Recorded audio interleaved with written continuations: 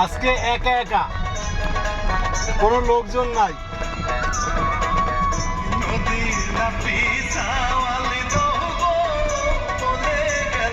সবাই ঘুরতে যায়, কিন্তু আমি আজকে একা একা বাইরেছি।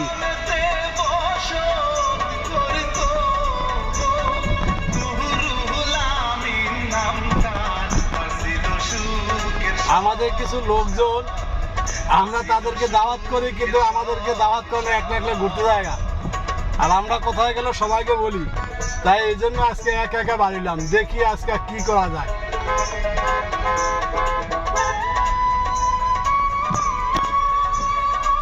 আল্লাহর রহমতে সবাই ভালো আছেন।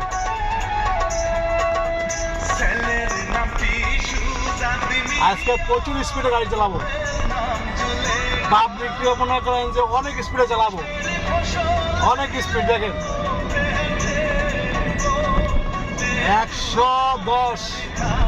110 স্পিডে চালাইতেছি,